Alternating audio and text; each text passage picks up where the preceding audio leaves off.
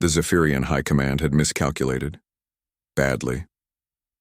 Admiral Korath stared at the tactical display, his four eyes blinking in rapid succession, a sign of extreme distress among his species.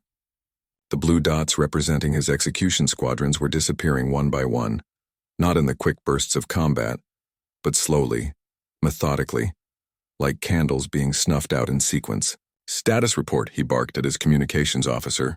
"Sir, we've lost contact with Squadrons 7 through 12. Last transmission from Squadron Leader Vex indicated they were engaging the human settlement on Kepler 442b. That was 3 hours ago. 3 hours. An entire execution squadron could level a planet in 30 minutes. What were these humans doing? The answer came in the form of a transmission that bypassed their encryption entirely, a feat that should have been impossible with primitive human technology. This is Staff Sergeant Maria Santos, formerly of the 3rd Terran Marine Division, currently defending the colony of New Terra. The voice was calm, almost conversational. "To whom am I speaking?" Korath's mandibles clicked in irritation. "I am Admiral Korath of the Zephyrian Imperial Navy. You will surrender immediately or face annihilation." A laugh, an actual laugh, came through the comm. "Admiral, with all due respect, your boys down here seem to be having some trouble with that annihilation part. Would you like to know why?" Before Korath could respond, another voice cut in.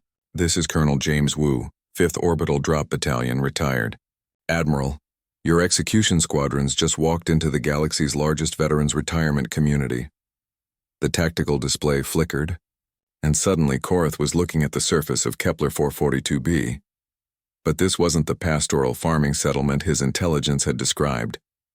The rolling hills were scarred with expertly dug trenches, overlapping fields of fire, and defensive positions that would make a military engineer weep with joy. "You see, Admiral," Santos continued, "when the Terran Federation disbanded after the Unity Wars, they offered us vets a deal.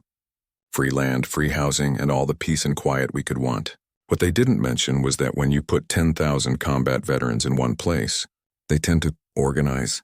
The camera feed shifted, showing Zephyrian soldiers, elite execution troops trained from birth, running in full retreat from positions held by humans who looked old enough to be grandparents. One human, his hair completely gray, was calmly reloading an ancient projectile weapon while enemy plasma bolts sizzled around him. "That's Gunny Martinez." Wu's voice carried a note of pride. 73 years old, 3 Purple Hearts, and he still shoots expert every year at the community range. Korath watched in growing horror as his supposedly superior forces were systematically outmaneuvered. The humans weren't just fighting, they were conducting a masterclass in asymmetric warfare. Every ambush was perfectly timed, every retreat led the Zephyrians into prepared kill zones, and every counterattack was executed with surgical precision. "How?" Korath finally managed to ask. 40 years of combat experience tends to stick with you," Santos replied. "See, Admiral, your mistake was thinking that just because we're retired, we're soft. Let me tell you what really happened when your execution squadrons landed." The feed switched to a recording from earlier that day. Zephyrian dropships descended on what appeared to be a peaceful farming community. Children played in yards while elderly humans tended gardens. It looked like the perfect target for intimidation and slaughter. But as the alien soldiers deployed, those harmless elderly humans moved with practiced efficiency. Garden tools became weapons, farm equipment transformed into cover, and within minutes the execution squadron found itself surrounded by a defense network that had been 40 years in the making. Mrs. Patterson, 81 years old, former combat engineer, rigged every building with enough explosives to level a city block, Wu narrated, as they watched Zephyrian soldiers flee from what looked like a quaint bakery.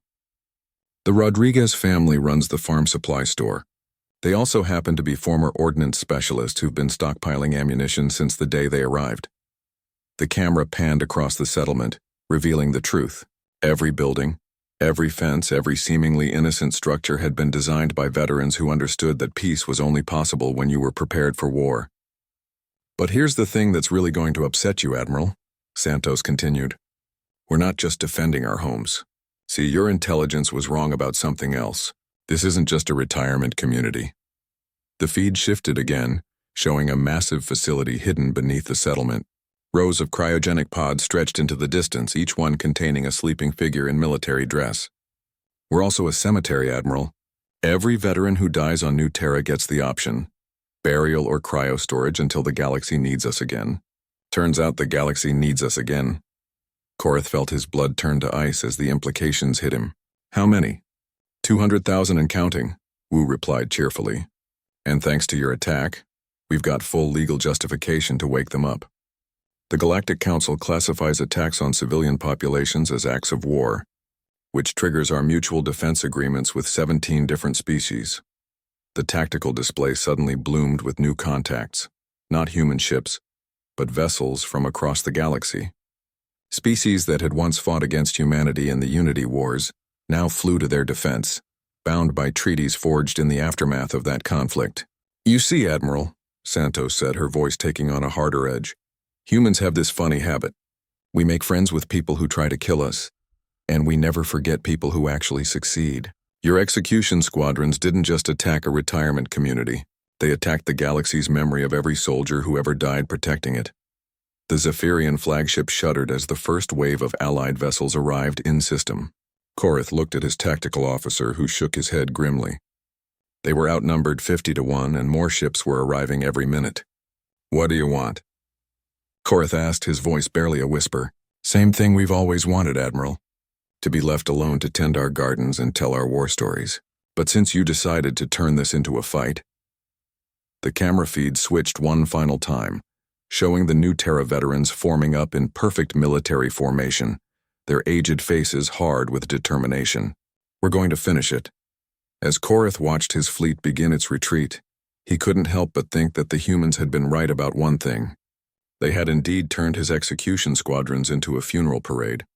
It just wasn't the funeral they'd been planning to attend.